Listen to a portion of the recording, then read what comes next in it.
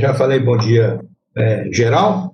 Agora, especificamente, eu declaro aberta a 35ª Sessão Judiciária Ordinária da Igreja Segunda Turma, a realizar-se no dia 18 de novembro de 2020, uma quarta-feira, às 9 horas e 2 minutos. Cumprimentos aos ilustres integrantes da turma, hoje o desembargador Amauri, que nos prestigia para compor a turma, em razão de ausência justificada do desembargador Francisco, o juiz Leonardo, senhores advogados, ilustre representante do Ministério Público, dona Zatia Moreno, senhoras advogadas, senhores servidores, servidoras, jurisdicionados, e rogo a Deus que nos ilumine nesta manhã de julgamentos. Senhor secretário, para as preferências regimentais. Processo número de ordem 9, relatoria, juiz convocado Leonardo Ali, processo 25.177.07 de 2016, sustentará a doutora Janaína Lima de Souza, pelo recorrente reclamante. A palavra do ilustre relator. Obrigado, senhor presidente. Bom dia a todos. Quero renovar os cumprimentos a todos que se fazem presentes. Cumprimentar a doutora Janaína, que vai fazer a sustentação, e eu vou fazer o adiantamento aqui do voto. Eu estou aqui, eu não conheço do recurso do Instituto Delta de Educação, não estou conhecendo, conheço do recurso do autor, conheço o recurso do autor e das contrarrazões do réu. No mérito, no recurso do autor, remuneração de diferenças salariais, estou negando provimento, salário in natura negando provimento, acúmulo de função negando provimento, horas extras e reflexo negando provimento, indenização por danos morais negando provimento. Então, portanto, eu estou conhecendo do recurso do autor, não conheço do recurso da ré, e no recurso do autor estou negando provimento. Esse é o resultado. Pois, em princípio, não há divergência do voto do relator. Indago a nobre advogada, a doutora Janaína Lima de Souza, para a sua sustentação oral, se há ou não interesse, passo-lhe a palavra. Bom dia, excelentíssimos desembargadores. Há interesse, sim. Em nome do reclamante, eu quero destacar alguns pontos da sentença que merecem reforma. Veja, em relação à remuneração, a respeitável sentença reconheceu o vínculo empregatício, porém com remuneração de 1.250, considerando o valor apresentado pela recorrida em recibo de pagamento autônomo de terceira pessoa, a senhora Deise, limitando apenas a dizer em paradigma, porém, sequer houve pedido de equiparação salarial. Veja, a senhora Deise é uma pessoa que não possui pertinência nenhuma com a LIDE. Esse RPA não demonstra período de pagamento se mensal, quinzenal ou semanal, e sequer foi demonstrado que essa pessoa exercia a mesma atividade do reclamante. Em contrapartida, foi demonstrado que houve sim a promessa de pagamento de remuneração de R$4.000, tanto que em alguns meses do ano de 2013 houve pagamento desse valor. O reclamante juntou aos autos uma planilha de valores de evolução salarial, conforme foi a promessa de pagamento, e essa planilha sequer foi impugnada pelas reclamadas. Em relação ao acúmulo de função, as provas dos autos evidenciaram o acúmulo de função, onde o reclamante atuava como coordenador geral e coordenador local. Os e-mails de folha 22 dos autos, por exemplo, eles demonstraram os trabalhos de coordenação concomitante em diversas cidades do Mato Grosso do Sul, por exemplo, Dourados e Douradina. As testemunhas Carlos Henrique e Vera Lúcia também confirmaram esse acúmulo de função. Em relação às horas extras e reflexos, veja, as reclamadas possuíam mais de 10 empregados, porém não juntou cartões ponto ou produziu sequer prova para impugnar a jornada trabalhada. Elas negaram o trabalho extraordinário, porém confirmaram os dias de trabalho e a jornada trabalhada até às 11 horas da noite e sem a realização de intervalo. Veja, elas confirmaram isso nos autos. O reclamante demonstrou o exercício da jornada alegada por meio de áudios, pois ele atuava em vários projetos diferentes, em vários turnos, matutino, vespertino ou noturno, inclusive finais de semana e feriados. E por fim, eu quero destacar em relação ao dano moral, um dos pedidos mais importantes e cabalmente demonstrado nos autos.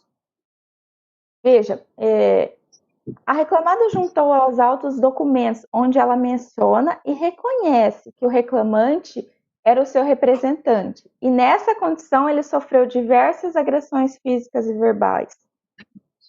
Além disso, foi demonstrado que o reclamante, a serviço das reclamadas, ele se hospedou em condições degradantes, ele teve lâminas de cheque trocadas em agiotagem, ele sofreu execução fiscal, ele teve seus bens danificados por credores, ex-empregados das reclamadas. A exemplo, a quebra de seu notebook por ex-empregado da reclamada, por falta de pagamentos de salário. Isso foi reconhecido em outra ação trabalhista e demonstrado nos autos. O reclamante também foi exposto em mídias sociais, notícias, jornais e revistas com repercussão negativa, com a denominação de caloteiro e outros nomes vexatórios mais pesados. Também em decorrência dos débitos existentes pela reclamada. Por isso eu quero que se abra divergência e reforme a sentença nesses pontos elencados. Era isso, obrigada. Não, doutora Janaína, passo a palavra ao novo relator. Obrigado, senhor presidente. Quero cumprimentar a doutora Janaína pela sustentação oral e vou passar a leitura do voto. Eu peço dispensa do relatório. Com relação ao conhecimento, eu não estou conhecendo o recurso do Instituto Delta de Educação. Monocraticamente, eu indeferi o benefício da justiça gratuita ao Instituto Delta e intimei para que comprovasse o pagamento das custas de depósito recursal sob pena de deserção. Ela foi intimada, ela opôs agravo regimental que não foi conhecido, mas não cumpriu com a determinação. E embora ela seja pessoa jurídica de direito privado sem fins lucrativos e, portanto, está isenta do recolhimento do depósito recursal, ela não fez o recolhimento das custas. E, por isso, eu estou aqui ratificando a decisão que rejeitou a concessão da gratuidade judiciária e não conheço do recurso da ré por deserto. E reputo prejudicada a análise das contrarrazões do autor. Com relação ao recurso do autor, estou conhecendo por preenchidos pressupostos legais e também das contrarrazões do réu. Senhor relator, eu acompanhei agora o Vossa Excelência. Vossa Excelência, então, com relação aos benefícios gratuita, então entende que não há necessidade do depósito recursal. Isso. Mas Vossa Excelência não conhece o recurso em razão do não recolhimento das custas processuais. Isso, exatamente. Pois, eu agora, lembrando, parece-me que eu tenho um outro pensamento um pouco diferente, e peço bem a Vossa Excelência para conhecer o recurso em razão da ausência do recolhimento das custas processuais, porque quando se fala exatamente nessa questão de despesas processuais, eu acho que o mais importante é exatamente a garantia do juízo para uma eventual condenação, é exatamente o depósito recursal. Se a própria legislação assim o determina, que pessoas nessa situação, como a reclamada, ela não é obrigada a fazer o depósito recursal, quiçá as custas processuais. Entendo que até de ofício o próprio juiz pode e deve, se for o caso, dar a dispensa, né, do recolhimento dessas custas processuais. Então, em decorrência disso, é que eu conheço o recurso, porque eu acho que as custas processuais, no caso, não seria empecilho, impedimento para não conhecer desse recurso. Esse é o fundamento central do voto de Vossa Excelência, não é isso? Perfeito. Pois não. Então, desembargador Maurinho. Eu vou pedir a Vossa Excelência acompanhar o relator. Pois não. Então, por maioria, não conhecer do recurso da reclamada, ser do voto do relator vencido pelo João de Deus. Pois não. Com a palavra, a Vossa Excelência, o relator. Ok. No mérito, com relação ao recurso do autor, né, que foi o único que foi conhecido, remuneração de diferenças salariais. Na sentença, foi reconhecido que o autor recebia a remuneração mensal no valor de R$ 1.250. O autor sustenta que o valor da remuneração é R$ 4.000, que não foi impugnado pelo réu, e inclusive foi pago em setembro e outubro, e março e abril de 14, sendo que nos demais meses recebeu a metade, recebeu R$ 2.000. Pretende o pagamento de diferenças nos meses em que houve pagamento a menor. Entendo que não lhe assiste razão. Segundo a inicial, o autor era coordenador administrativo em Três Lagoas, com salário de R$ 2.500, e foi promovido em 25 de maio de 2013 para coordenador geral da Primeira Ré, com promessa de salário de R$ 4.000. Traduz que a Primeira Ré confirmou essa informação nos autos do processo 803.426.60. Os réus alegam que o salário é R$ 1.250 e juntam um documento comprovando que a coordenadora administrativa Deise do Rego Silva recebia tal valor. Nesse contexto, é comum no entendimento originário, no sentido que caberia ao autor fazer a prova dessa promessa de remuneração em valor superior ao admitido pelo empregador. Mas, entretanto, não houve qualquer prova desse fato, de que teria sido pactuado uma promessa de valor para recebimento de R$ 4.000. Não há prova nos autos, entendo que esse ônus é do reclamante, e, portanto, eu mantenho a sentença e nego o provimento ao recurso. Com relação ao salário in natura, o pleito de integração de alimentação foi indeferido ao fundamento de que não houve prova do fornecimento da alimentação. Eu estou mantendo a sentença. Segundo o autor, era fornecido um marmitex por dia, cujo valor deveria integrar a sua remuneração. O réu negou o fornecimento dessa alimentação, está na defesa, folhas 169, e o autor não se desincumbiu do ônus de provar o fornecimento dessa alimentação. Está que a testemunha indicada pelo autor disse que nada sabia sobre combinação de trabalho entre o reclamante e a senhora Alcione, das folhas 358. A mídia apresentada pelo autor informa que Michel irá almoçar na casa de Alcione, que não será servido marmita, mas almoço preparado por pessoa da casa, o que é insuficiente para comprovar esse fato alegado. Portanto, não houve prova, reputo que não houve prova, e eu estou negando o provimento ao recurso. Com relação ao acúmulo de função, a sentença indeferiu o pedido de diferenças salariais por acúmulo de função. O autor sustenta que os e-mails e a prova testemunhal comprovam o trabalho como coordenador geral e coordenador em diversas cidades. Eu entendo que não lhe assiste razão. O autor pleiteou o acúmulo de função, alegando que elaborava como coordenador geral e coordenador local em Dourados, Douradina. Não há prova do acúmulo dessas funções. O que se extrai dos autos é que o autor laborou para o Instituto na função de coordenador em Dourados a partir de maio de 2013, mas não há prova de qualquer acumulação. Então, portanto, eu também estou negando o provimento ao recurso. Com relação às horas extras e reflexos, o pedido foi indeferido ao fundamento de que não havia qualquer controle da jornada. O autor pretende o reconhecimento da jornada das 8 às 23 para a primeira ré e das 7 às 13 para a segunda ré.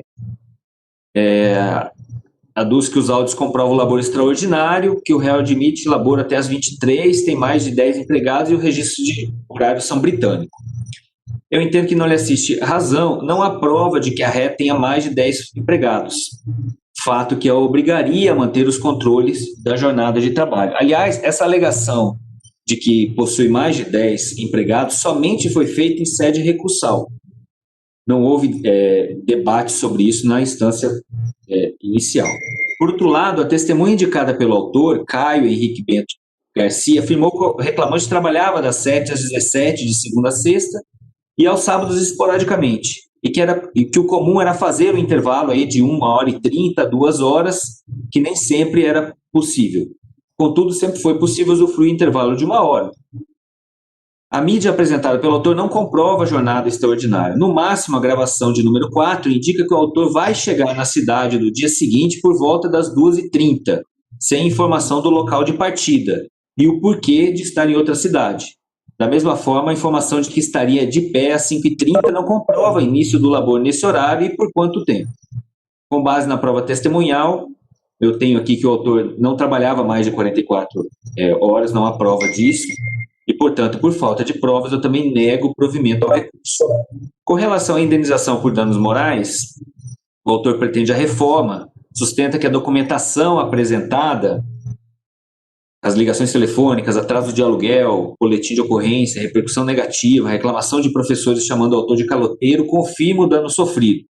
Afirma que os réus não negam que obrigaram o autor a residir na sede da empresa sem estrutura, dormir num colchão mínimo, sem ventilador, banheiro adequado para banho, sem iluminação e demais percalços, que foi agredido fisicamente em Dourados e lhe foram dirigidos xingamentos, que seus cheques foram trocados sem agiotagem, sofreu execução fiscal, perdeu bens e foi exposto a jornais e revistas, tendo que não lhe assiste razão. A causa de pedir, segundo a petição inicial, folhas 14 e 15, foram a retenção da CTPS e não anotação no contrato de trabalho, o acúmulo de função, que não foi recolhido FGTS e INSS, a humilhação na frente de fornecedores e subordinados, a obrigação de emprestar lâminas de cheques ao réu, as viagens forçadas no domingo para iniciar sua atividade na segunda-feira no primeiro horário. Então foi baseado nesses fatos.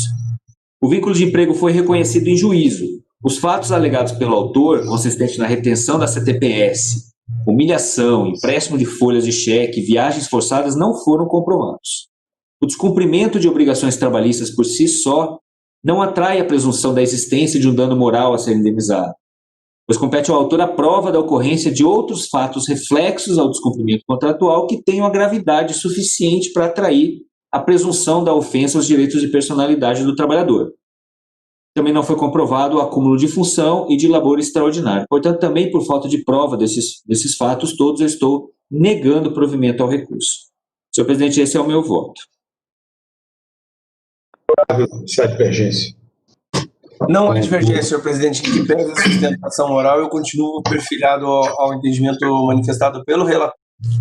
Bom, então, por maioria não conhecida do recurso do réu, nós temos o voto do relator, vencido desembargador de Deus, com relação ao recurso do reclamante, por unanimidade, negar-lhe provimento. É o que se proclama. Obrigado, doutora Janaína. Obrigada, tchau. Processo número 83, relatoria do desembargador João de Deus Gomes de Souza, processo 24.522.30 de 2019, sustentará a doutora Alcides José Gomes, pela recorrente Crefisa. Bueno, então, são dois recursos, Crefisa e Adobe Assessoria. Aliás, são três recursos de reclamante. Então, eu peço dispensa do relatório, dizendo que os autos não foram encaminhados ao Ministério Público Regimental. Com relação ao conheço dos recursos das primeiras e segundas reclamadas e do apelo adesivo dos reclamantes. Vou aqui adiantar exatamente o meu voto. Questão de legitimidade passiva arguída pela segunda reclamada, eu estou produzindo o voto para negar provimento do recurso particular. Em relação a essa discussão do grupo econômico, responsabilidade solidária, recursos da primeira e segunda reclamadas, então eu faço aqui uma digressão a respeito da matéria e chego à minha conclusão. Um pouco extenso.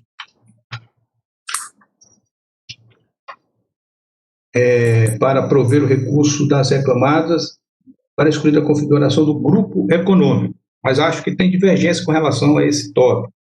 Meu voto é para que não exista o grupo econômico. Horas extras, reflexo, intervalo entre a jornada, recursos das reclamadas da autora. Eu faço aqui a análise. E mantenho a decisão originária, leve provimento aos recursos das reclamadas da autora, quanto às horas extras. O provimento passe aos recursos da ZE para definir apenas os minutos faltantes com relação ao intervalo intra-jornada. Honorário de sucumbência, os recursos das reclamadas, nego provimento.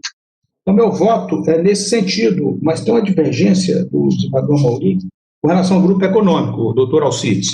Passo a palavra a Vossa Excelência para a sustentação oral. Perfeito, Excelência. Inicialmente, eu gostaria de cumprimentar a todos, que faço na presença do desembargador João de Deus. Excelência, eu gostaria de fazer aqui alguns apontamentos em relação a essa questão aí, basicamente da validade dos controles de jornada. o juiz de primeira instância, né, desconsiderou os controles em relação aos horários, e mantendo apenas em relação à frequência, né? Vossa Excelência até esse momento está mantendo a decisão nesse sentido. Mas, com todas as vênias, Excelência, eu gostaria de insistir aqui na questão da validade dos depoimentos das testemunhas, né? Os quais basearam aqui a sentença. Teve uma testemunha, que é a senhora Jaqueline Silva Limones. Ela tem um processo, ou teve um processo também contra as empresas, né? E o depoimento no processo dela, ela declinou um horário, né? E nesse processo ela declinou um horário divergente. Assim, o juiz de primeira instância, ele considerou que a testemunha não necessariamente tem que ter a memória, né, assim, em relação a esses detalhes, mas aqui, embora não tenha passado também tanto tempo assim, de um processo para o outro, é o mesmo advogado, né, dela, como aqui da reclamante, nesse caso. E, assim, Excelência, a testemunha alega que eles não era permitido que eles anotassem a jornada real trabalhada. No entanto, se Vossa Excelência verificar os controles de jornada, os horários são totalmente variáveis. Há dias, inclusive, que tem jornadas anotadas lá com uma diferença até grande. Então, assim, eu confesso, Excelência, com todas as vezes que eu não consigo entender essa situação de que a empresa não permita anotação e as anotações são feitas. Eu gostaria, Excelência, de chamar a atenção, por exemplo, aqui no controle, que se encontra as folhas 443 dos autos. Por exemplo, tem um dia aqui que tem uma jornada anotada até as 18h04, 18h13, enquanto que o horário contratual seria até as 17 horas. Tem vários dias anotados 18h10, 17h10, 17h15. O horário de entrada, tem vários aqui anotados 7h30, 7h40 em alguma coisa, em outras datas. Então, assim, eu vejo aqui outro dia anotado 8h23, horário de entrada. Excelência, eu confesso que, com todo respeito, né, eu não consigo entender onde é que está a fraude, a inexistência de validade nos cartões de ponto nessa situação. A testemunha, primeiro, ela alega jornadas totalmente divergentes em um processo e em outro processo, o que demonstra já a fragilidade, para mim, do seu depoimento. A outra testemunha, ouvida aí a convite da reclamante, ela simplesmente disse que ela cumpria a jornada, mas que, quando ela saía, ela anotava o horário dela e a reclamante continuava trabalhando lá. Mas continuava mais quanto tempo? Nos controles, conforme eu informei a Vossa Excelência, citei aqui, que consta dos autos, ela pode ter ficado mais 5 minutos, mais 10 minutos. Então, com todas as vênias, Excelência, eu não consigo entender a razão de se desconsiderar uma jornada anotada num ponto eletrônico que é feito com esse ponto aqui, ele é digital, né? Me fugiu a palavra agora lá, acho que quando coloca o dedo lá, digital. Então, assim, a testemunha que apresenta depoimentos totalmente fragilizados, divergentes do seu processo, com o processo desta reclamante, demonstrando uma intenção flagrante em ajudar a reclamante nesse processo. E aí é desconsiderado um controle que não é britânico, é eletrônico, e as testemunhas não esclarecem. Uma falou que trabalhou só um período com ela também, não trabalhou todo o período. A outra testemunha disse que saía e ela ficava, não fala quanto tempo. Assim, Excelência, todos nós sabemos que a prova para desconstituir um controle de jornada nesse sentido, ela deve ser robusta, e com todas as vezes eu entendo que nesse caso não restou comprovada a invalidade aqui do controle de ponto.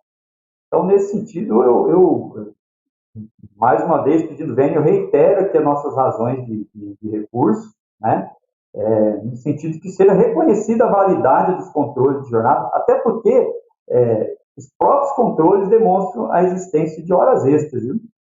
Os próprios controles demonstram, em pese, me parece que não havia o pagamento, a gente tem que ser fiel, né, em relação aos fatos, mas eles existem, mas que seja, então, considerado o que está anotado ali no controle. Em relação, Excelência, à questão do grupo econômico, em razão aí da divergência do desembargador Amauri, eu vejo que o ilustre relator mudou o entendimento, né, em relação a outras decisões, e assim, eu reitero aqui que eu tenho visto aqui no nosso tribunal, assim como em alguns outros tribunais, a gente atende uma região grande aí, as empresas, né, Adobe, Pesquisa, sempre, quando acontece um reconhecimento de grupo entre as empresas, em relação, porque é reconhecida aí uma relação de coordenação entre as empresas, etc., porque de fato existe ali uma questão de identidade de sócio. Só que, assim, eu gostaria de lembrar, Excelência, inclusive a gente cita aqui no nosso recurso, que o entendimento já é consagrado no TST, que não basta uma relação de coordenação entre as empresas para se reconhecer o grupo econômico. Tem que haver uma relação de subordinação entre elas, o que não resta configurado aqui no presente caso. Excelência, é isso que eu tinha a dizer. Agradeço mais uma vez aí a oportunidade de estar sustentando perante essa igreja toda. Muito obrigado. Pois não, doutor Alcides. Com relação ao primeiro tópico, ele ataca, aborda, com relação às horas extras, eu vou aqui dizer o seguinte, sentença entendeu que a prova dos autos demonstrou que os cartões de ponto eram manipulados, não correspondiam à real jornada da autora, fixando a jornada entendida correta e definindo as horas extras e seus consectários, além do intervalo entre a jornada parcialmente suprimido. Daí a insurgência da pena reclamada, alegando que a jornada elaborada pelo reclamante é aquela constante dos cartões de ponto juntados aos autos, e que a prova testemunhal é demasiado frágil para invalidar tais anotações, sendo devidos também os reflexos deferidos, uma vez que a autora era mensalista e as horas extras já estavam computadas nos repousos. Já a segunda ré pede-se consideração dos depoimentos das testemunhas da autora, alegando que seus depoimentos têm nítido interesse em beneficiar a reclamante e que não poderiam comprovar o horário trabalhado da reclamante, o horário de trabalho da reclamante, uma vez que uma saía antes do horário informado pela autora e a outra elaborava visitando outras lojas, inclusive fazendo viagens a serviço. Aduz ainda que a real jornada da autora é aquela anotada nos cartões ponto adunados, não tendo a autora se desincumbir do ônus de isso constituir a validade destes. Por seu turno, a autora se insurge contra a jornada fixada pela sentença, alegando que deve ser considerada aquela declinada na inicial. Eu que faço análise e digo, na inicial, a autora alega que trabalhava das 7h30 às 19h30, com intervalo para almoço de apenas 30 minutos, em média, de segunda a sexta, e das 7h30 às 15h aos sábados.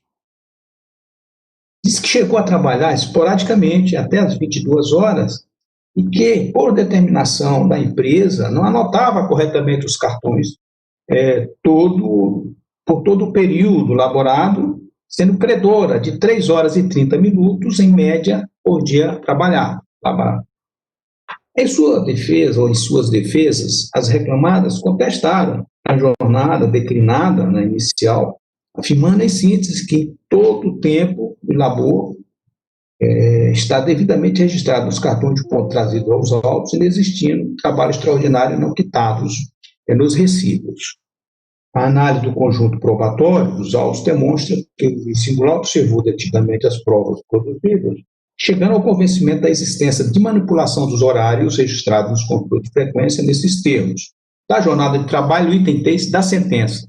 Eu me reporto exatamente a esse item da sentença, né, divisor, e eu digo o seguinte, A detida valoração da prova oral, em conjunto com as provas documentais dos autos, conforme a análise feita pelo juiz de origem, convence quanto à existência de manipulação dos cartões de ponto como vistas a fraudar a real jornada laboral da autora, sendo, pois, imprestáveis como meio de prova da jornada de trabalho da reclamante. Embora este julgador tenha reservas quanto à desconsideração da validade dos cartões de ponto, prova documental, apenas com base em depoimentos testemunhais, às vezes imprecisos e contraditórios, entendo que, no presente caso, também há, nos autos, provas documentais aptas a corroborar o entendimento do juiz acerca da invalidade dos registros de frequência como prova da real jornada da autora. Note-se que as folhas 70 a 95 foram juntados pela autora diversos e-mails corporativos, cobrando metas e exigindo cumprimento, mesmo fora do horário de trabalho, além de determinar marcação de ponto de horas extras apenas em 10 minutos antes e 10 minutos depois do expediente, como, por exemplo, os documentos colacionados nas folhas 92 e 94. Quanto à pretensão da autora de ver reconhecida a jornada inicial, ressalto que a prova testemunhal não a corroborou, devendo ser mantida inalterada a jornada fixada pelo juízo, incidindo os reflexos legais. Relativamente ao intervalo intra-jornada, não obstante o teor da súmula 437 do Colente TST, entendo que somente devem ser deferidos os minutos efetivamente não usufruídos do referido intervalo, mesmo no período anterior à entrada em vigor da Lei 13.467 de 2017. E assim sendo, é que mantém a decisão originária e deve provimento aos recursos da reclamada e da autora quanto às jornadas extratípicas e passe ao provimento aos recursos das RE para deferir apenas os minutos faltantes do intervalo entre a jornada. Esse é meu voto com relação às horas extras. E com relação ao grupo econômico, o próprio advogado já antecipou, dizendo da minha mudança de entendimento.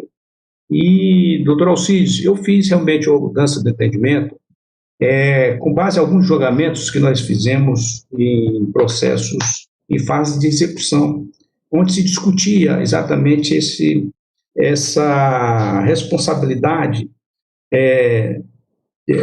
solidária, grupo econômico. E aí eu disse que é pressuposto para conhecimento do grupo econômico a existência de controles e fiscalização por uma empresa líder, reputando-se insuficiente a relação de coordenação entre as pessoas jurídicas, e o faço com base exatamente na nova orientação, até eu acho que doutrinária de alguns, e jurisprudencial do próprio Tribunal Superior do Trabalho. Então, eu não vou me alongar com relação a isso. Então, essa é exatamente o fundamento central do meu novo entendimento com relação a essa responsabilidade do grupo econômico que não vejo, no caso, ora sob exame. Então, meu voto é nesse sentido, para, no caso, não reconhecer o grupo econômico como fez o juiz que proferiu a sentença recorrida. Então, o desembargador Amaury tem a divergência, já passa a palavra para ele.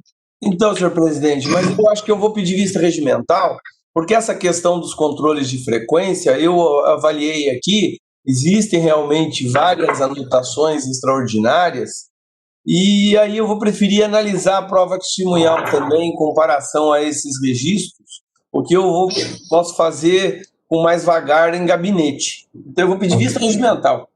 Ok. Então, após o voto do relator, dava parcial provimento ao recurso das reclamadas, e negar provimento do recurso adesivo da autora, pediu vista regimental do desembargador Amaury e o juiz Leonardo aguarda. Perfeito. Obrigado. Obrigado, doutor Alcides. Excelência, muito obrigado. Um bom trabalho a todos e um excelente dia também. Obrigado. Até logo. Bom dia. Processo número de ordem 4, relator esmagador João de Deus Gomes de Souza, processo 24.538.98 de 2018, sustentará a doutora Fernanda Franciele da Silva pelos recorrentes reclamantes, e o doutor Alberto Magno de Andrade Pinto Contígio Mendes, pela recorrente de NEX. Doutora Fernanda, nos ouve, doutora Fernanda? Ouço sim, bom dia. Pois não.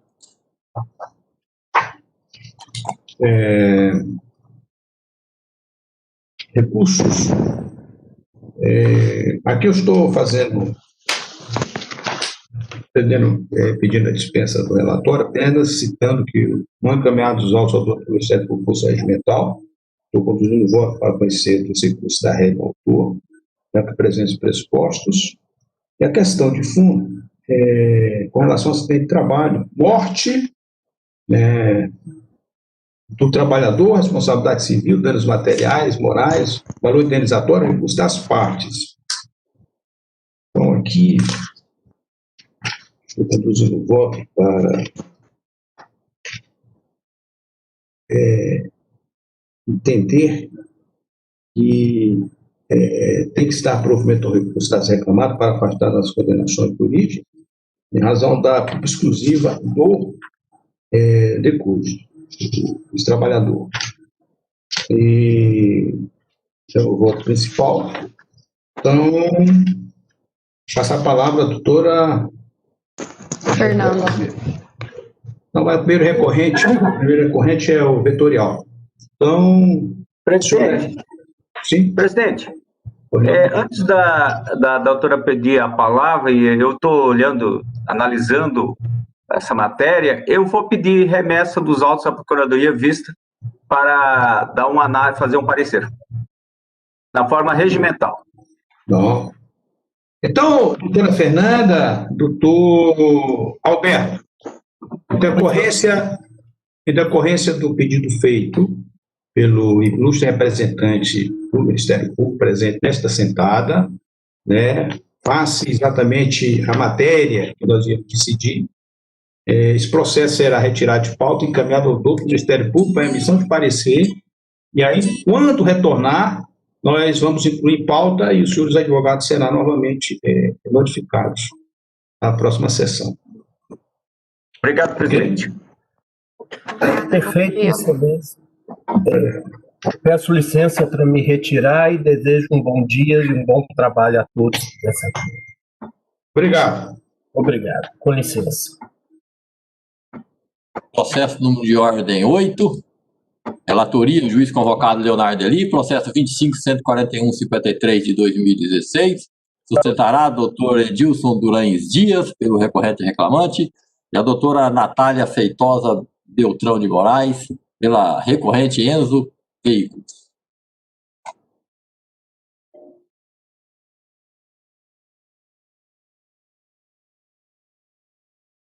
Senhor relator, com a palavra.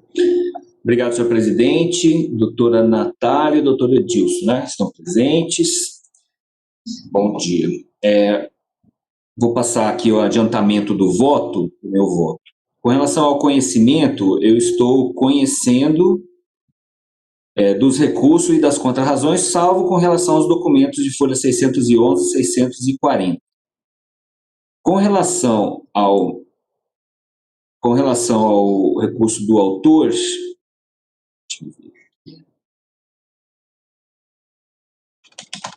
com relação ao recurso do autor, diferenças salariais, redução salarial, estou negando o provimento. Rescisão indireta, estou negando o provimento. Verbas rescisórias, negando o provimento. Adicional de insalubridade de reflexos, negando o provimento. Dano moral, negando o provimento. Multas dos artigos 467 e 477, negando o provimento. Doença ocupacional, negando o provimento. Seguro-desemprego, negando o provimento. PIS, negando o provimento. Multa por descumprimento do contrato de trabalho, negando o provimento. Estou negando o provimento integralmente ao recurso do autor. Com relação ao recurso da reclamada, saldo de salário de 21 dias, estou dando o provimento para excluir da condenação. Abatimento de valores, plano de saúde, estou dando parcial provimento ao recurso para autorizar o desconto referente ao plano somente nos meses de junho, julho, agosto e setembro de 2016. Devolução de descontos, estou dando parcial provimento para reduzir para R$ 832,35 o valor da devolução do referido desconto. Então, recurso do autor negando o provimento, recurso da resto dando provimento parcial. Essa é a proposta de voto, senhor presidente. Bueno, então passa a palavra ao advogado, doutor Edilson, presente. Sim. Doutor Edilson, doutor Edilson, com a palavra para a sua sustentação. Tá pelo reclamante, né? Isso, pelo reclamante. A palavra com o senhor, por favor. Primeiramente, gostaria de cumprimentar o excelentíssimo desembargador presidente dessa sessão, que em seu nome peço permissão para cumprimentar os demais desembargadores e também o Ministério Público, advogados, demais e serventuários dessa justiça. Bom, aqui eu já inicio uma pergunta. O que leva o empregado a pedir uma rescisão indireta do seu contrato de trabalho, depois de tanto tempo trabalhando na empresa, uma empresa de concessionária renomada aqui dessa cidade? Não foi de uma hora para outra que ele pediu essa rescisão do trabalho, rescisão indireta do contrato. Houve uma violação dos seus direitos.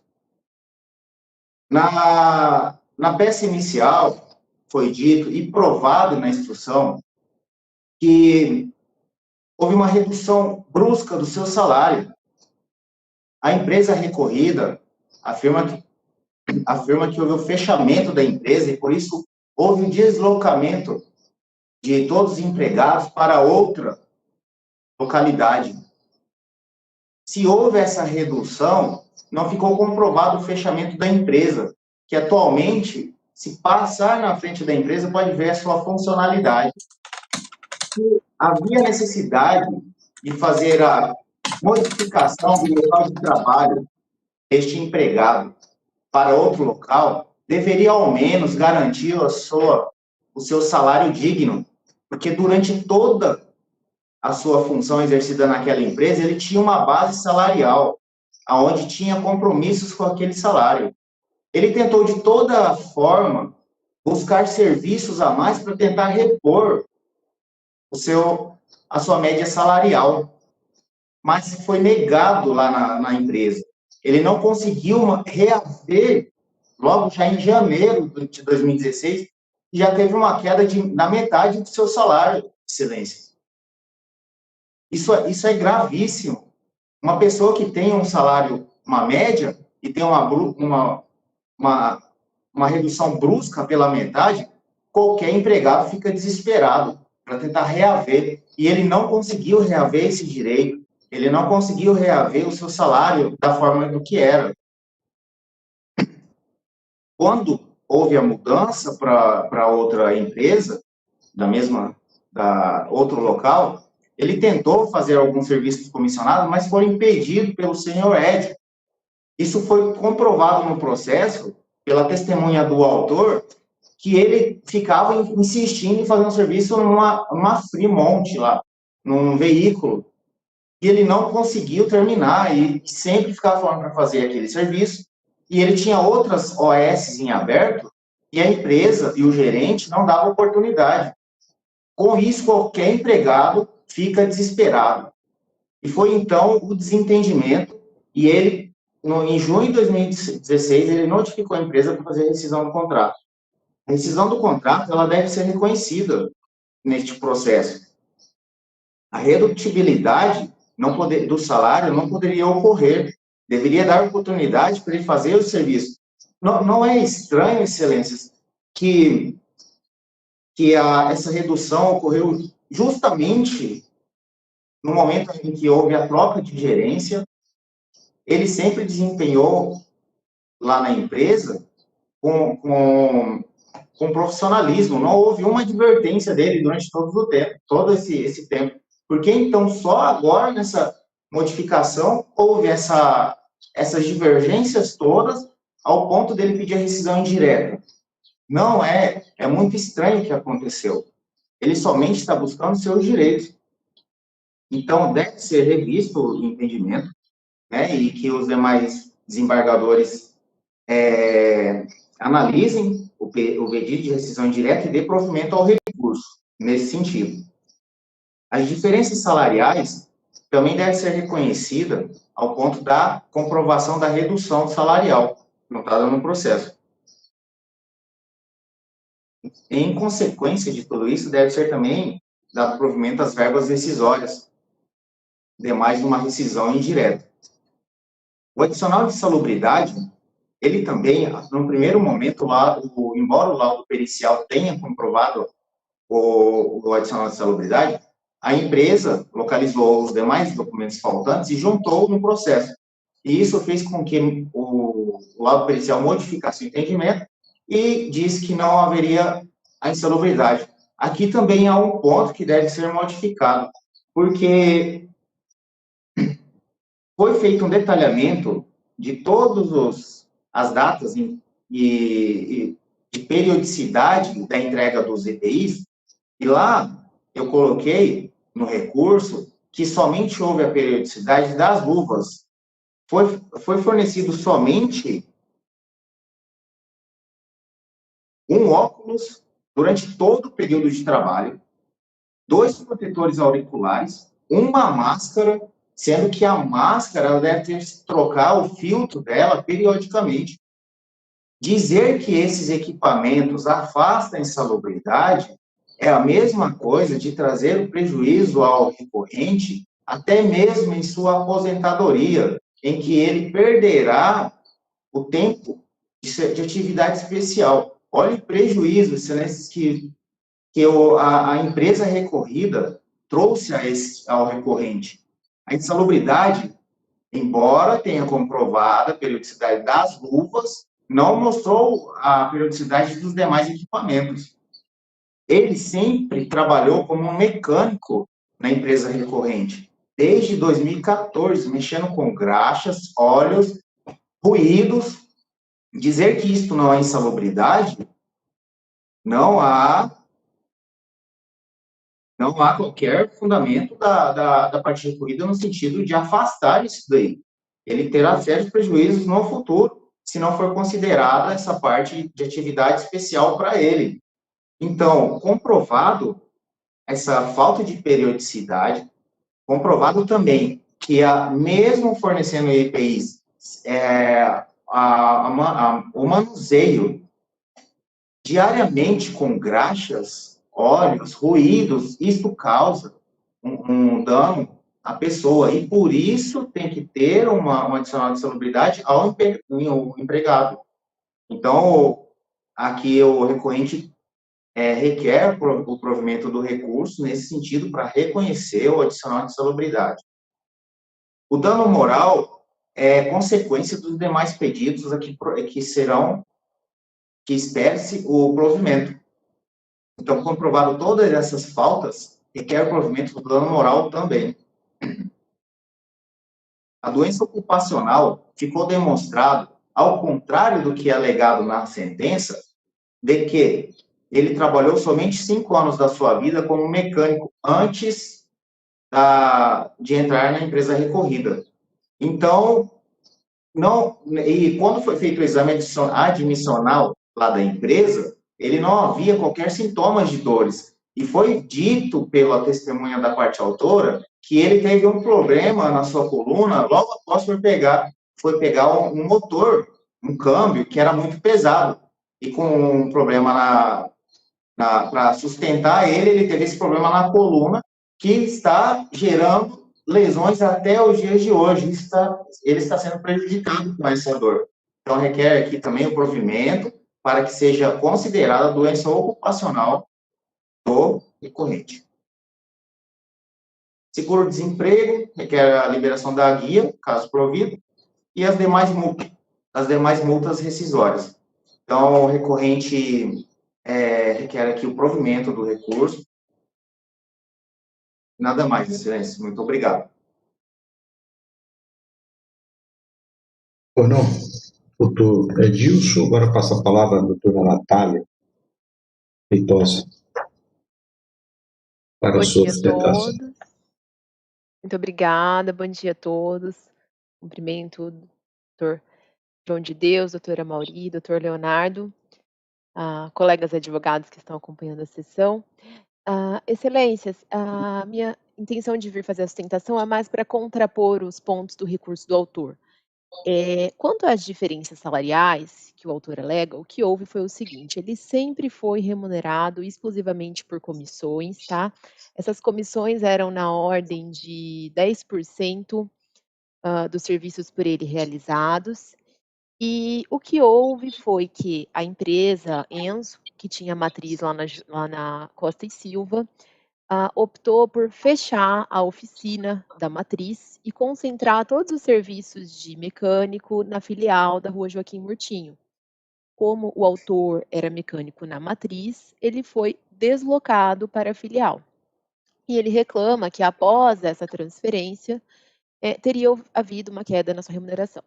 Na realidade, essa queda na remuneração não tem nada a ver com redução salarial, o valor das comissões foi mantido, o percentual, as bases de cálculo, e o fluxo de distribuição do trabalho também foi mantido, porque o que houve apenas foi essa concentração na filial, mas todos os clientes que precisavam de revisão e que antes se dividiam entre as 2 lojas, né, que precisavam de reparos, revisão, continuavam indo à filial e o serviço era distribuído entre os mecânicos. A mesma quantidade de mecânicos que antes havia nas 2 lojas, agora estava somada apenas nessa loja.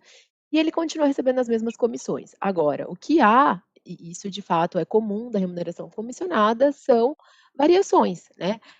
O autor estava elaborando numa época em que houve uma crise realmente do segmento, houve uma redução da quantidade de movimento da loja em geral, então ele acabou sendo um pouco impactado também por conta da redução do serviço em si, né? Então ele recebia proporcional àquilo e trabalhava sempre pela remuneração comissionada. Nunca houve ele alega que teria sido prejudicado na distribuição do serviço, porque o chefe não lhe passava tantos trabalhos, mas a realidade, a gente explica isso pormenorizadamente na defesa, é que existia uma ordem, né, existia todo um critério para essa distribuição, não era subjetivo do chefe decidir quem faria. Pelo contrário, os serviços eram distribuídos, né, à medida que iam chegando, todos os mecânicos recebiam o serviço igualmente. No que tange à rescisão indireta, excelências, apenas ainda quanto à redução salarial, uma ponderação. Essa transferência do local de trabalho é uma transferência lícita, né? Nem se considera uma transferência, porque é dentro da mesma cidade. Ele foi trabalhar a menos de 4 quilômetros da loja anterior. Então, quanto a isso, não há que se falar em redução salarial ou alteração contratual lesiva, como o autor tenta fazer crer. E aí, quanto à rescisão indireta, os motivos pelos quais ele pede a rescisão indireta também são parecidos. Ele alega essa transferência indevida, né, o que não aconteceu. Ele alega que o chefe teria prejudicado na distribuição dos trabalhos, o que também não aconteceu. Esse assunto que o colega trouxe à tona do veículo Fremont, que o que ocorreu, e isso foi provado também pelas testemunhas na instrução, é que o autor se recusava a realizar o serviço no veículo Fremont, se recusou a montar o motor do veículo, disse que não ia fazer esse carro, que não tinha interesse nesse trabalho, que não tinha interesse nessa comissão, e era um carro que estava há muitos dias esperando a finalização do serviço, e ele deixou de lado, porque ele passou a fazer, dentro da empresa, a seleção daqueles serviços que eram mais rápidos, mais fáceis, que ia dar uma comissão maior. Ele deixou o veículo Fremont do cliente parado, esperando, sendo que havia prazo de entrega, o cliente estava aguardando e ele não queria fazer a montagem desse carro. E foi quando, inclusive, a empresa aplicou uma suspensão. E foi esse fato que motivou ele, inclusive, a abandonar o serviço e não comparecer mais na empresa, porque ele não aceitou essa penalidade que a empresa estava impondo. Então, com relação aos demais fatos da rescisão indireta, o autor não fez nenhuma prova de que a empresa teria lesado de alguma forma ou descumprido cláusulas do seu contrato de trabalho. O dano moral também improcedente, porque se funda nos mesmos motivos, essa transferência, que é uma transferência lícita, né? Esse fechamento da oficina na matriz foi comprovado na instrução processual, as testemunhas confirmaram. Quanto ao adicional de insalubridade, excelências, o laudo pericial foi conclusivo de que não há insalubridade em razão da entrega de EPIs, tá? O ruído foi descaracterizado por conta da entrega de protetores auriculares. Todos os demais agentes, o calor não foi verificado, agente físico e biológico não foi verificado, e os agentes químicos foram neutralizados também por conta do fornecimento de EPIs. A RE juntou todas as fichas, isso tudo foi documentado, e a partir da documentação, o perito entendeu que a insalubridade foi descaracterizada. A doença ocupacional, da mesma forma, a sentença está amparada em laudo pericial, laudo médico concluiu que não há nexo de causalidade nem de concausalidade com as funções desempenhadas na empresa. O autor reclama que o laudo teria afirmado que ele a vida toda trabalhou como mecânico e que isso não é verdade. No entanto, consta do laudo que essas foram declarações que o próprio autor fez no momento da perícia, que iniciou trabalhando como mecânico aos 15 anos de idade. Então, já tinha toda uma história pregressa antes de trabalhar na reclamada. Então, a sentença apenas acatou a prova técnica, até porque não há elementos que justificassem o afastamento dessa conclusão pericial, né? A prova é robusta e o autor não trouxe documentos que desmerecessem as conclusões do médico nomeado pelo juízo.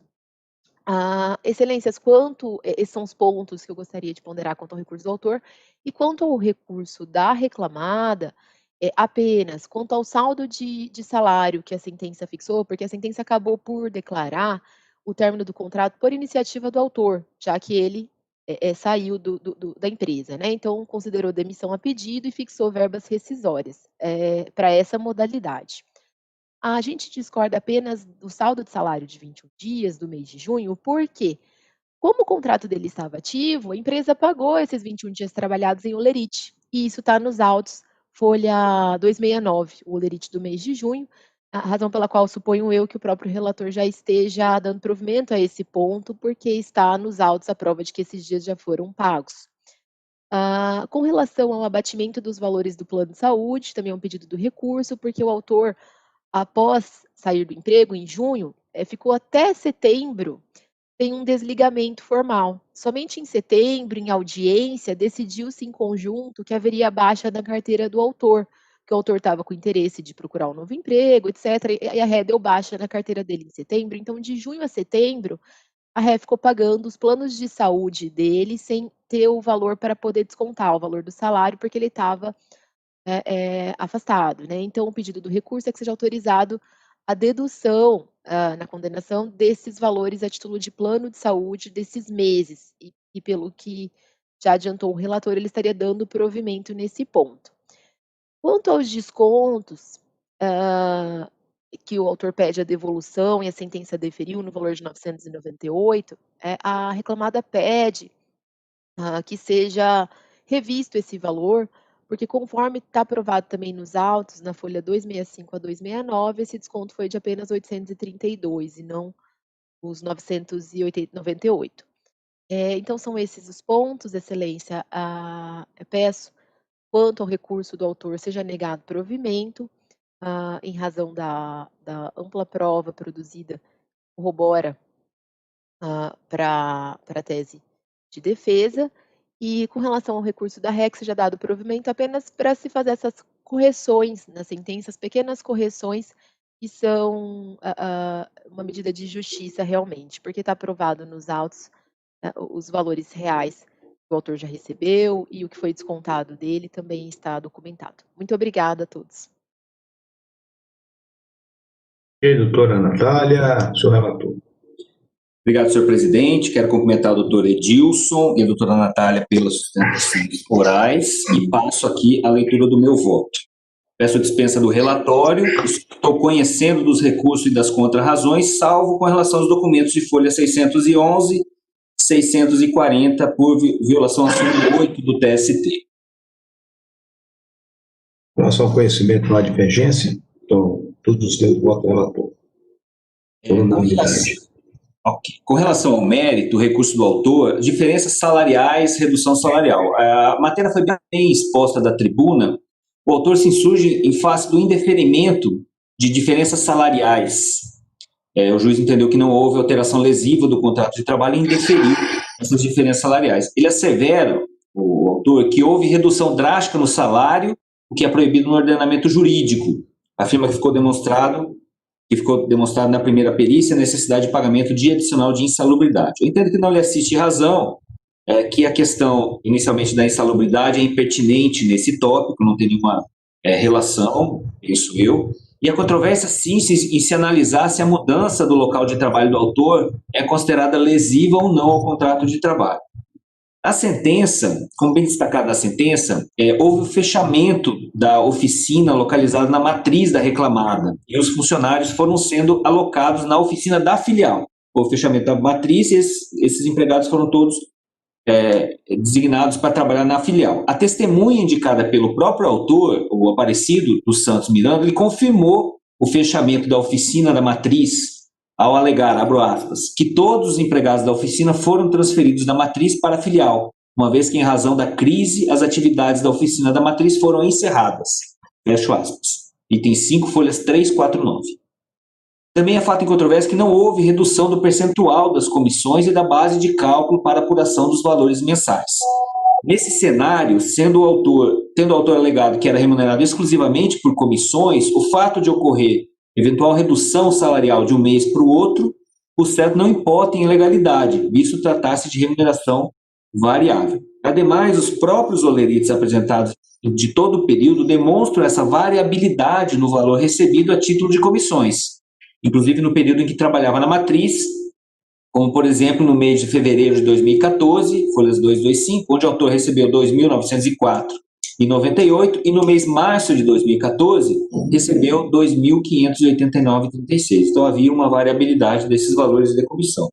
Portanto, entendo que não houve aqui uma alteração lesiva ao contrato de trabalho, essa mudança de local que ensejou essa diminuição não é uma alteração lesiva ao contrato de trabalho que possa justificar o deferimento dessas diferenças. Portanto, eu mantenho a sentença e nego o provimento ao recurso.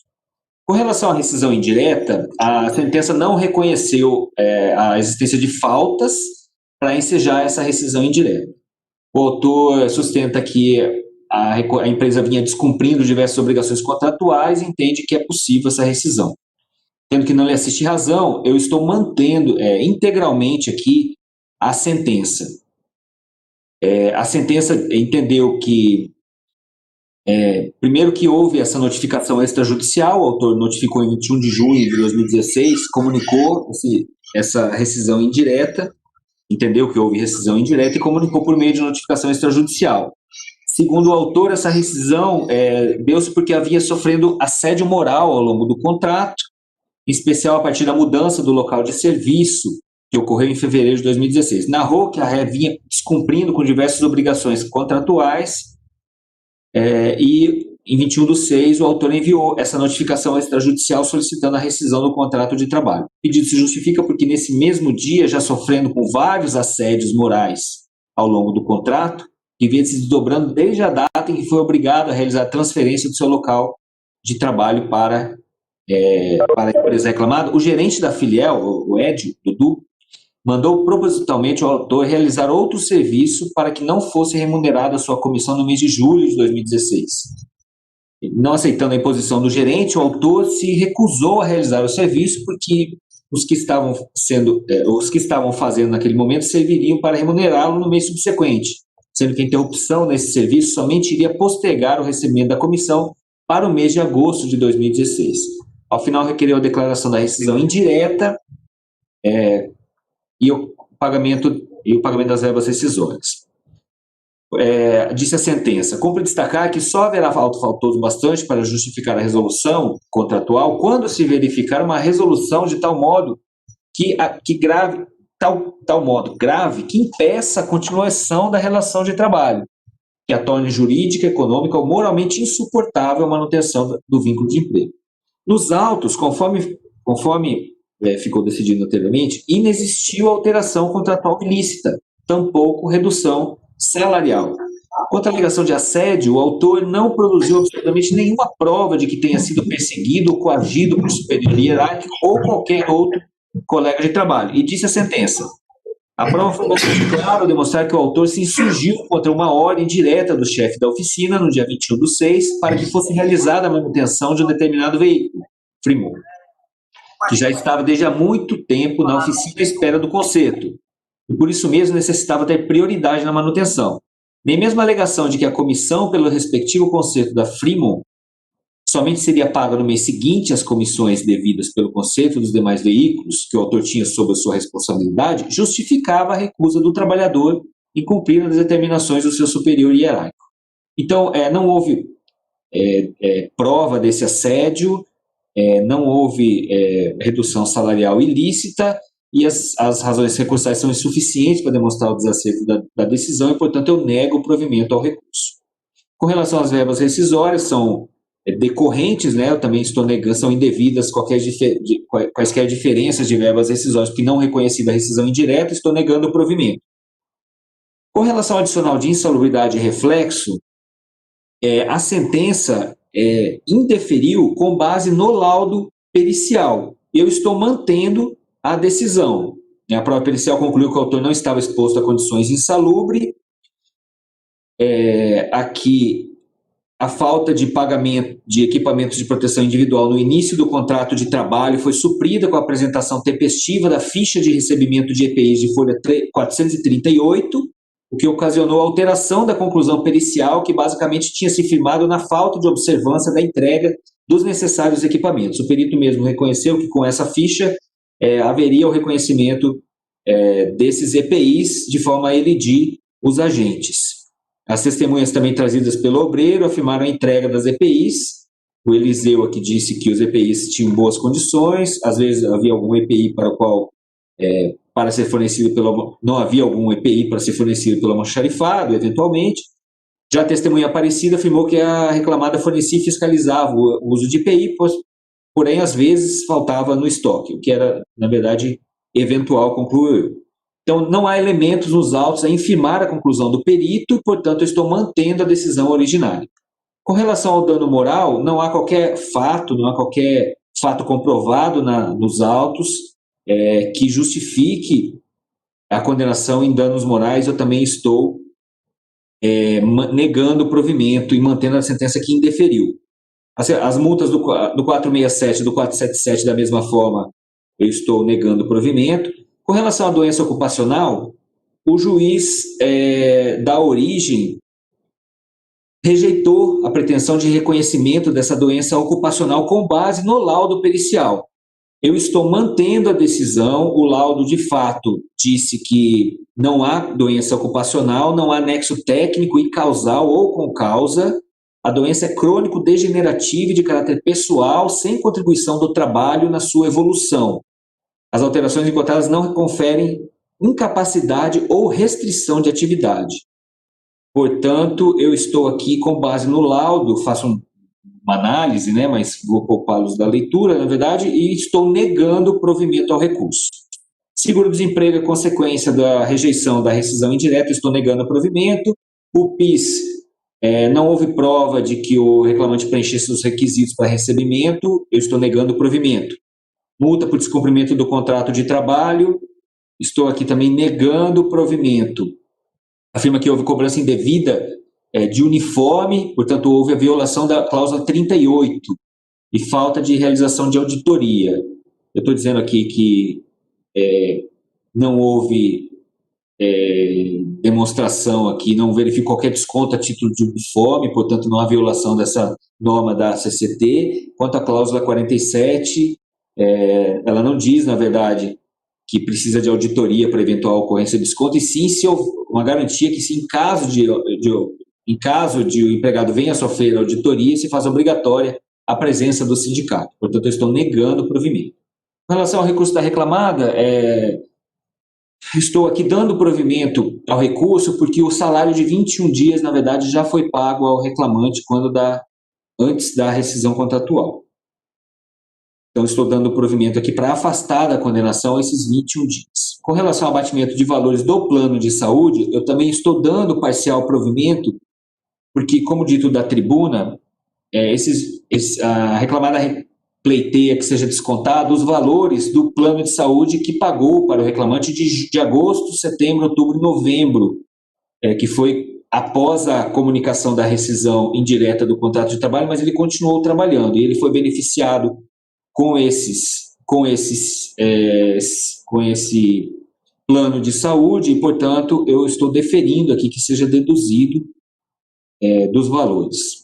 Com relação a outra devolução de descontos, eu estou dando parcial provimento ao recurso, porque a sentença determinou que fosse descontado aqui uma devolução de desconto no valor de R$ 998,82. Só que, na verdade, isso foi descontado em 5 vezes, mas a última parcela, isso foi parcelado em 5 vezes, mas a última parcela no valor de R$ 166,47, ela não foi descontada. Então, eu estou dando parcial provimento ao recurso para reduzir para R$ 832,35 o valor da devolução dos referidos descontos. Então, eu passei bem en passant sobre os temas, fico aí à disposição de Vossa Excelência se tiverem alguma dúvida. Esse é o meu voto, senhor presidente. O voto abordou vários tópicos a respeito dos recursos. Oitavo, sem a divergência. Senhor presidente, eu estou acompanhando o relator, apesar das manifestações dos nobres advogados, eu estou perfiliado ao voto do relator em todos os aspectos, eu não tenho divergência. Ok, então também não tenho divergência. Por unanimidade, negar provimento do recurso do autor e dar parcial provimento do recurso do reclamado, todos tendo voto do relator. É o que se proclama. Obrigado, doutores. Muito obrigada, excelências. Peço licença para me retirar. Tenham um bom dia a todos. Até logo. Bom dia a todos. Bom dia a todos, muito obrigado. Bom dia Obrigado a todos. Bom dia. Carlos. Processo número de ordem 10, relatoria, juiz convocado Leonardo Eli. Processo 25.95394 de 2016, sustentará a doutora Daniele Ismanhoto Duarte, pela recorrente SESB S.A. Senhor relator, com a palavra. Senhor presidente, aqui é a doutora Daniele. A doutora Daniele está presente? Bom Okay. dia, presente. Beijo, bom dia. Doutora Daniele, vou fazer o adiantamento do voto. Eu estou aqui conhecendo do recurso e das contrarrazões. No mérito, recurso das partes, responsabilidade subsidiária, eu estou negando o provimento. E no recurso da segunda reclamada, insalubridade, eu também estou negando o provimento. Então, estou conhecendo os recursos e negando o provimento a ambos. Bom dia, excelências, eu agradeço a palavra. Com relação à CESP, segunda ré, eu peço vênia para que se abra divergência com relação à responsabilidade subsidiária, ao entender da ré inaplicável no entendimento da súmula 331 no presente caso, porque não se trata de contrato de locação de mão de obras, mas sim se trata de um contrato mercantil, certo? De locação de serviços de hospedagem. Então, a CESP, ela contratou serviços de hospedagens com a Gertop, um hotel, na realidade, que sequer ficava dentro das dependências da CESP, exclusivamente para hospedar os empregados da CESP, né? O contrato tinha esse objetivo, e aqui destacando que sequer havia exclusividade para os empregados da CESP. Esse hotel, ele era aberto para outras pessoas também, certo? Eu cito aqui, eu entendo como importante e relevante, um precedente dessa turma, de voto da lavra do doutor Paluto Cabral Silva, no processo de Domingos Modesto Ranunci. Os autos de 25.671-22 de 2017, em que são partes a Gertop e a CESB, e nesse caso foi afastada a responsabilidade, reconheceu-se que a inaplicabilidade da súmula 331. Eu agradeço a palavra, senhor. Não, doutora Daniele, já passa a palavra de imediato ao relator. Obrigado, senhor presidente. Cumprimentando a doutora Daniele. Eu vejo aqui que o recurso, na verdade, tem dois tópicos, né? A responsabilidade subsidiária da CESP e a existência ou não da insalubridade. Na verdade, senhor presidente, eu fiquei curioso com relação a esse precedente que foi suscitado da tribuna, e eu vou pedir a retirada, eu vou pedir vista desse processo para dar uma analisada nesse precedente, porque, na verdade, meu voto viria em sentido contrário ao alegado. Eu, na verdade, não estudei o precedente, de fato, vou verificá-lo e eu peço, então, escusas das vossas excelências para reanalisar essa questão, dar uma olhada no precedente e trazer o processo o mais brevemente possível. Doutor Leonardo, só o relator mencionado, que me parece, não parece ser um dos desembargadores desse egrégio regional. Poderia a nobre advogado esclarecer quem é o relator? Porque o Paludo já deixou o TRT há muitos anos, que foi né? De qualquer forma, senhor presidente, até eu corroboro com o juiz Leonardo. Eu até ia pedir vista regimental, porque essa questão de hospedagem me soou estranha. Então, acho interessante. Eu vou manter de qualquer forma, doutor Jonas. Eu vou olhar melhor. Eu peguei, a doutora me falou 25671-22-2017, né, doutora Daniele? 25671-22-2017. Ela está com o microfone fechado.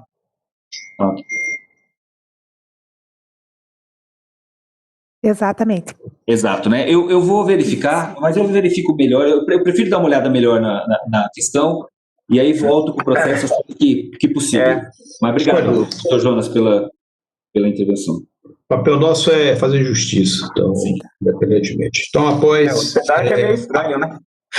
Após a sustentação da doutora Daniele Smanioto, pediu retirada de pauta para melhor análise o seu relator, juiz Leonardo Eli, e nós, desembargadores João e Amauri Aguar. Obrigado. Muito obrigada, excelências. Retirada da sala, obrigada. Processo número de ordem 2, relator desembargador João de Deus Gomes de Souza, processo 24.416.36 de 2017, agravo de petição. Sustentará doutor Cláudio de Rosa Guimarães pela agravante.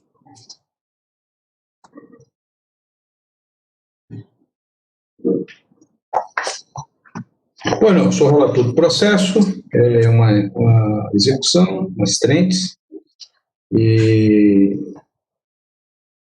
eu peço dispensa do relatório, apenas relatando que os autos não foram encaminhados ao Ministério Público Regimental. Estou conduzindo os votos para conhecer do agravo de petição. Suspensão da execução, estou aqui negando provimento, não é o caso de suspender. E aí a única discussão aqui é o descumprimento de uma ordem judicial, a estrêntese, a aplicabilidade dos princípios da razoabilidade e proporcionalidade. Eu sou cético com relação a determinada explicação de multas, principalmente em situações como essa. Estou conduzindo o voto para prover o recurso. E litigância de má-fé indefere a pretensão, mas há uma divergência. Doutor Cláudio, né, doutor Cláudio? Sim, senhor. Há uma divergência. Eu acho que essa divergência prevalece, eu não sei, com relação a isso. Mas tudo bem. Então, eu passo a palavra ao nobre advogado, doutor Cláudio Guimarães, para a sustentação. Meu voto é no sentido para a exclusão, mas há divergência, então há interesse de sustentação oral. Bom dia. Senhor desembargador relator, desembargador João, o senhor está provendo para excluir? Sim. É nesse sentido, ok. É nesse sentido. Bom, bom dia a todos, senhores desembargadores, senhor relator, desembargador João de Deus, senhor juiz convocado Leonardo Eli, desembargador Amauri, nobre doutor Jonas, representante do Ministério Público, bom dia a todos, colegas advogados. Eu já fico um pouco tranquilo em saber da sensibilidade aí por parte do relator, que captou a essência da nossa insurgência para determinar a exclusão da aplicação dessa astrente, nesse caso concreto, que se reveste de algumas peculiaridades importantes para serem consideradas. A gente precisa lembrar que nós estamos falando de uma ação em que a agravada pleiteou uma reintegração por conta de uma pretensa dispensa arbitrária. Ela foi afastada em licença pelo INSS, auxílio-doença. Ela está agravada, estava gozando do benefício previdenciário, está afastada até a presente data. Não houve comprometimento de eficácia do provimento de forma alguma. Eu posso afirmar para os senhores que, se a agravada não estivesse gozando o benefício previdenciário, hoje ela estaria trabalhando fisicamente na empresa, posto que efetivamente ela está reintegrada desde 15 de dezembro de 2018.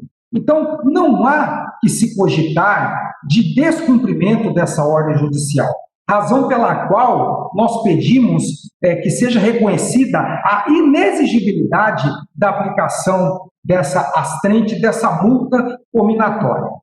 Ademais, é importante que a gente pontue uma questão importante. Essa astrente, ela precisa ser vista sob duas ópticas. Eu tenho, de um lado, uma multa, uma penalidade, que eu sigo princípios, eu tenho razoabilidade, eu tenho princípio da interpretação restritiva, eu preciso de fato gerador, que nós já defendemos aqui que no nosso entendimento não houve, por isso ela é inexigível, não houve descumprimento, não houve resistência no cumprimento da ordem judicial, ok? Muito bem. E de outro lado, não há que se negar o seu caráter reparatório, porque esta é uma multa que não reverte para um fundo, esta é uma multa que reverte para o empregado, que reverte para a agravada. E aí eu indago aos senhores, eu indago ao tribunal, levando-se em conta o seu caráter reparatório, quais foram os danos efetivamente experimentados pela trabalhadora por conta desta pretensa resistência que não houve. O artigo 944 diz que a indenização mede-se pela extensão do dano do Código Civil. Então, aonde é que se justifica o recebimento, a pretensão de se receber hoje um valor que, atualizado com os juros, pode superar a casa dos R$300 mil? Não há como se cogitar disso sem esbarrar no princípio que veda o enriquecimento ilícito, o enriquecimento indevido, senhores. Então, o nosso pedido é no sentido de ser mantido o voto da relatoria, o entendimento da relatoria, de inexigibilidade desta multa. Eu rogo que os desembargadores, componentes dessa turma, acompanhem a relatoria e, sucessivamente, acaso haja um outro entendimento, ainda assim, essa multa ela deve ser reduzida a um patamar não superior ao da obrigação principal, conforme pretendido na peça recursal. Senhores, já finalizando, eu quero dizer que eu não me recordo, na minha memória recente, posso estar enganado, eu não me recordo deste tribunal, em situações mais sérias, ter fixado um valor de indenização tão elevado como este. Veja bem, ainda ontem eu estava acompanhando um processo da primeira turma de relatoria do desembargador André, um caso seríssimo, doença ocupacional, empregado atestado por perícia, incapacitado permanentemente, pensão vitalícia liquidada 190 mil. Aqui nós estamos falando de um pretenso descumprimento por 190 dias, 6 meses e meio, que ultrapassará R$300 mil de multa. É nesse sentido que eu encerro, agradeço a todos e peço que o recurso seja provido acompanhando-se o voto da relatoria. Muito obrigado. Ok, obrigado, doutor Cláudio. E vice-presidente de sustentação, Cláudio Guimarães. Pois bem, eu aqui estou conhecendo o recurso dados que, com relação ao conhecimento, se há divergência, unanimidade, suspensão da execução, que estou negando provimento, eu acho que não há divergência. Com relação à questão de fundo, execução, extinção. É que eu vou só ler com relação à ementa, que diz respeito à efetividade das decisões judiciais se exaure com a devida entrega do que a parte litigante busca perante o Poder Judiciário. No caso, a obrigação de fazer foi cumprida, meu entendimento. A discussão gira em torno da multa combinatória pelo retardo no cumprimento dessa obrigação. Não seria o caso sequer de se falar em mora, vez que a executada demonstrou o cumprimento da obrigação mesmo antes do trânsito em julgado, ficando, a meu ver, demonstrada a boa-fé da agravada, o que por si só justificaria o afastamento da multa combinada, destacando-se que o real escopo da penalidade prevista era evitar ou implementar a obrigação ou a mora da má-fé, o que não se observa nos autos. Assim, a multa, fixada em sentença para o caso de descumprimento da obrigação de fazer, integração da exequente, deve ser excluída, porque a mora ocorrida não acarretou nenhum prejuízo à exequente e a sua manutenção importaria confisco e enriquecimento sem causa. Essa emenda do meu voto, em que eu digo que o agravo de petição deve ser provido. Mas parece que tem uma divergência aí, né, senador Amaury? Então, senhor presidente, em primeiro lugar é interessante porque essa divergência, na verdade, foi apresentada em primeiro lugar numa pré-votação pelo desembargador Francisco, e a rigor eu só estava acompanhando. Mas, de qualquer forma, eu cheguei a olhar na pré-votação o processo, e o que me fez acompanhar o desembargador Francisco não foi nem a questão da CAGEC. Na verdade, foi que eu, pelo menos, não vi comprovação de recolhimento do FGTS. Veja só, em se tratando de trabalhador afastado, a reintegração ela só tem uma eficácia, né? Se ele está afastado por motivo acidentário, é o recolhimento do FGTS. Eu até indago do nobre advogado, porque eu não achei essa questão, porque como havia o afastamento previdenciário, a determinação de reintegração, porque a inserção dos dados nos cadastros da empresa pode ser feita a qualquer hora, né? Pode ter sido feita até por ocasião do recurso. Então, a data da reintegração informada nos cadastros da empresa não é tão importante.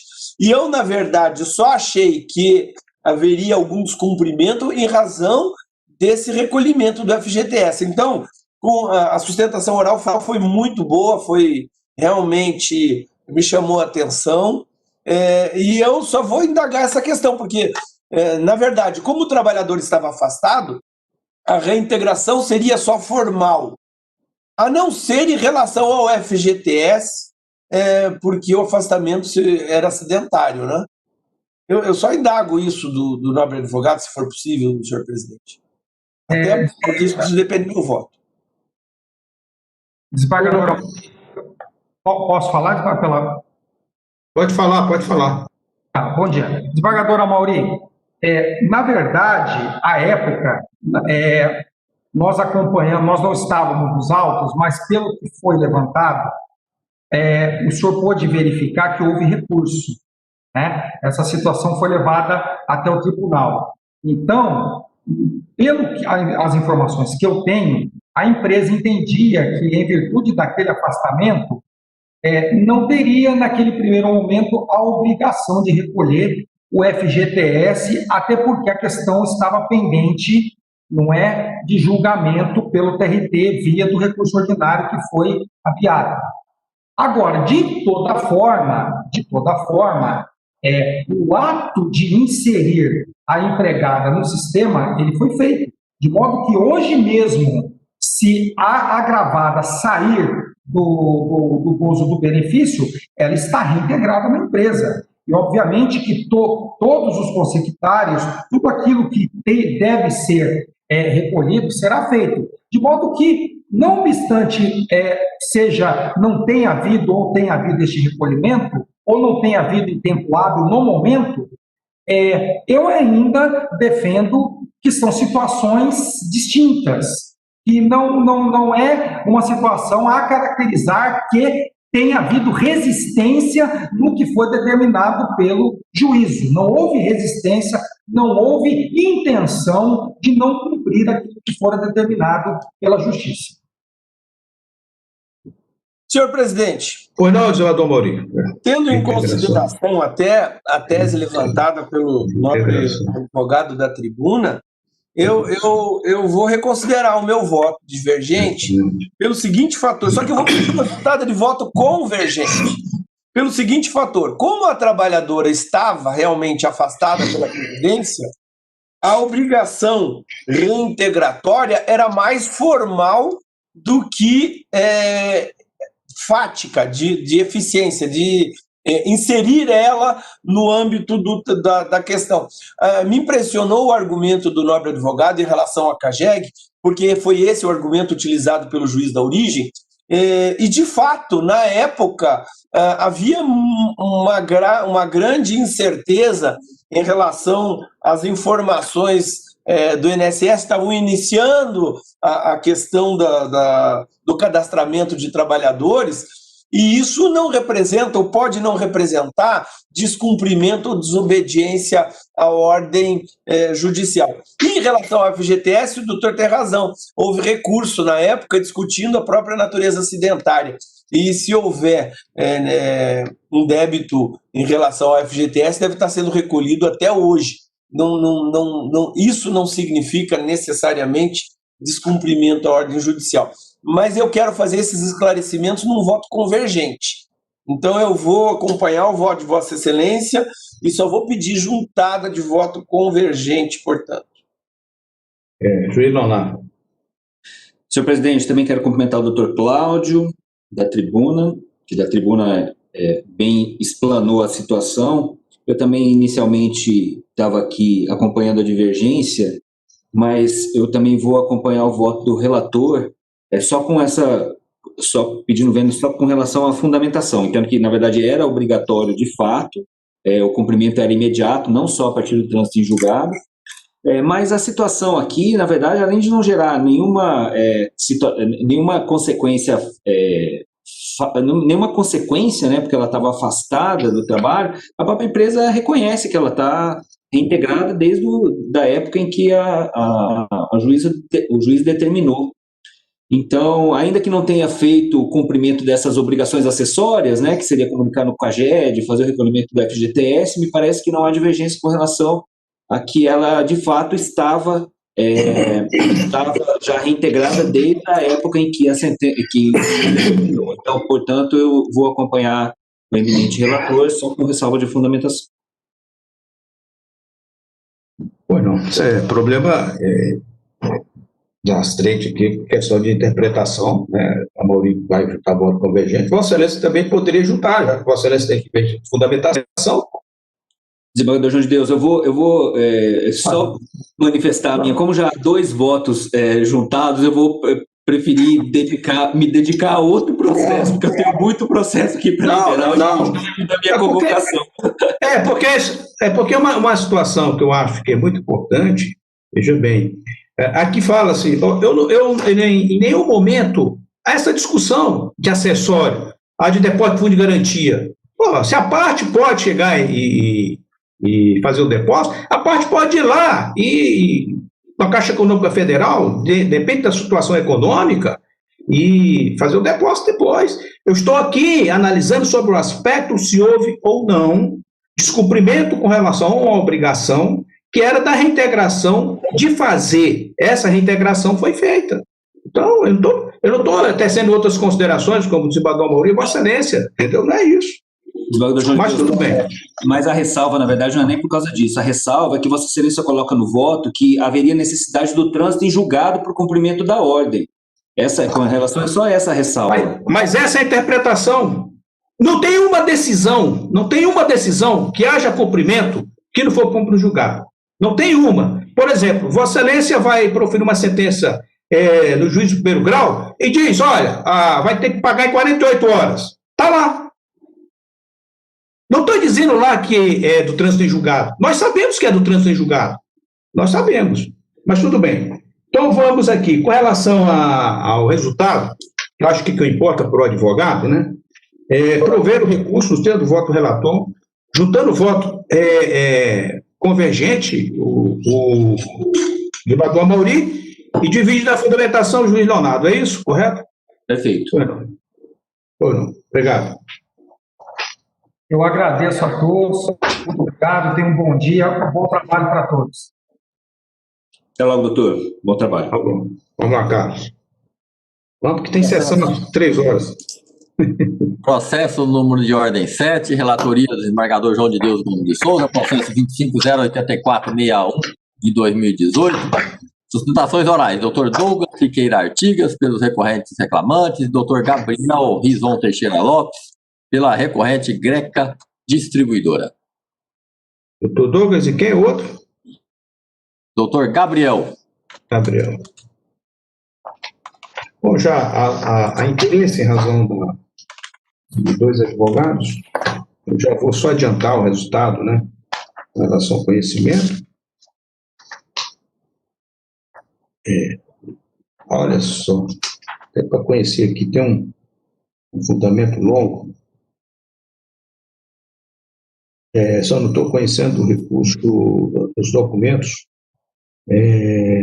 juntados pela primeira reclamada, com base na súmula número 8. Questão de fundo, acidente de trabalho, motorista de carreta, capotamento, mutilação de membro e depressão. Então, aqui, estou conduzindo o voto para, acho que prover o recurso com relação à justiça gratuita, negar provimento. Vínculo de emprego com a distribuidora Greca, recurso do reclamante, estou negando provimento. E valores, os honorários de sucumbência, estou negando provimento. Então, há interesse, já passa a palavra imediata ao doutor Douglas para a sustentação oral, prazo regimental. Obrigado, senhor presidente. Voto de bom. Parece-me que o procurador está falando, mas acho que o microfone está desligado, doutor Jonas. Presidente, desculpa, o meu microfone está desligado. Esse processo parece que não foi para o parquet, envolve também uma questão relevantíssima. Eu gostaria de pedir vista dele para aparecer também, excelência, da forma regimental. O problema de ir para o parquet é que, às vezes, a gente entende que a matéria é relevante e o representante do Ministério Público fala que não é. Então, fica na relevância e na irrelevância, entendeu? Então, obviamente... Mas nesse caso eu entendo, excelência, não foi mesmo, não foi para o parquet, está aqui nos termos do artigo 84 regimentar, necessária remessa. Então, nesse sentido, excelência, eu peço vista para parecer ministerial. Ok. Então, esse processo já foi pregoado, tem o doutor Douglas e o doutor Gabriel, em razão do pedido de encaminhamento dos autos ao doutor Ministério Público para uma emissão de parecer a respeito da matéria, atinente ao acidente de trabalho em si. Retira esse processo de pauta, encaminhamento ao representante do Ministério Público, e quando o retorno, eu acho que, né, senhor Carlos, quando o retorno reinclui pauta e eles são notificados novamente, correto? Correto, excelência. Vai publicar novamente a pauta. Ok. Obrigado, excelência. Então, eu vou começar a mandar processo. Eu vou começar a mandar processo quando eu ver que a matéria tem relevância para vocês. Agradecido, excelência, porque a lei complementar 73/95, vossa excelência tem conhecimento, inclusive, né, foi procurador, ela faculta ao juiz também a remessa quando entender. Então, fico muito agradecido. Se nas licitações, vossa excelência mandar. Muito obrigado. Eu gostaria até de falar para ti, o Jonas, que eu tinha esse entendimento com relação à relevância da matéria e encaminhava até um dia, né, que um procurador ousou falar que caberia a ele, e houve realmente até uma disputa. Eu lembro. Você lembra, né? Não faz mais parte do quadro ele. Eu sei, mas a partir daí não vou procurar outra, né? Então, eu prefiro assim, o Ministério Público na sessão, entendendo que a matéria é relevante, então se encaminha, porque o próprio então tá bom. É procurador, tá? Tá, perfeito, excelência. Agradeço. Obrigado. Senhor secretário. Processo número de ordem 8. Relatoria, juiz convocado Leonardo Eli. Processo 24.67591 de 2018. Sustentará a doutora Carolina Passos Velame, pelo recorrido Paviservice. O senhor relator com a palavra. É 8. Senhor presidente, doutora Caroline está presente? Sim. Ok. Eu estou aqui, vou fazer o adiantamento para ver a necessidade da sustentação oral, doutora Caroline. Oi. Eu estou aqui conhecendo do recurso e das contrarrazões. No mérito, questão das horas extras, da jornada de trabalho, eu estou negando o provimento ao recurso. Com relação ao repouso semanal remunerado, também estou negando o provimento ao recurso. Com relação aos honorários advocatícios sucumbenciais, percentual rateio, aqui eu estou dando provimento ao recurso para ratear os honorários advocatícios fixados no item 10, a linha B da sentença, entre os advogados das duas partes, fixando o percentual de 5% para o advogado de cada parte. Então, aqui só estou mexendo com relação aos honorários advocatícios, que estou rateando os 10% que foram fixados na sentença entre os advogados das partes. No restante, estou mantendo a sentença. Não sei se a doutora vai ter interesse. Então, doutora Caroline, a senhora aqui, se há interesse ou não, com a palavra a senhora. Bom dia a todos, bom dia ao desembargador, a todos os demais desembargadores, representantes do Ministério Público. Não tenho interesse, foi de acordo com a nossa expectativa e agradeço a oportunidade. Eu desejo a todos um bom dia, um bom trabalho. Ok. Então, senhor relator, excelência já... Ok. Eu peço dispensa do relatório, então, conheço o recurso das contrarrazões. Com relação ao conhecimento, o relatório aprovado, conhecimento, e já pode ir para a conclusão. No mérito, estou negando o provimento às horas extras, então, a sentença validou os registros de jornada e para os períodos sem cartões de compra foi fixada uma jornada determinada aqui. E eu, no final, estou negando o provimento e no repouso semanal remunerado também. E só nos honorários advocatícios sucumbenciais, essa matéria é interessante. Essa matéria é interessante, eu até emendei a matéria. As partes foram condenadas ao pagamento de honorários comerciais do percentual de 10%. O autor pugna pela majoração do percentual para 15%. E, com base nos mesmos dispositivos, pretende a redução do percentual dos honorários sucumbenciais a serem pagos aos patronos da RE, de 10% para 5%, bem como rateio entre os patronos das REs. Tanto não lhe assiste razão, os parâmetros do artigo 791A, parágrafo 2º da CLT foram obedecidos, então eu mantenho o percentual de 10% dos honorários advocatícios. Considerando que as REs possuem procuradores distintos, aqui achei até a matéria bem interessante. Considerando que as REs possuem procuradores distintos, a verba honorária devida pelo autor deve ser fixada nos limites previstos no 791A da CLT, percentual de 5% a 15% sobre o valor que resultar da liquidação da sentença, do proveito econômico obtido, ou não sendo possível mensurá-lo sobre o valor atualizado da causa, e rateada proporcionalmente entre as partes vencedoras, aplicando-se analogicamente o critério previsto no artigo 87 do CPC. Caso contrário, haverá violação aos limites da verba honorária previsto no artigo 791A da CLT. Se condenar cada um em 10%, na verdade a verba honorária vai para 20%, que estaria fora desse limite do 791A. E, portanto, eu dou provimento para ratear os honorários advocatícios entre os advogados das duas partes, de forma que cada um fique com 5% e no somatório dê os 10% fixado na sentença. Então, esse é o meu voto, senhor presidente. Bueno, indago se há divergência. Então, por unanimidade, conhecer e dar parcial provimento, sendo voto do relator.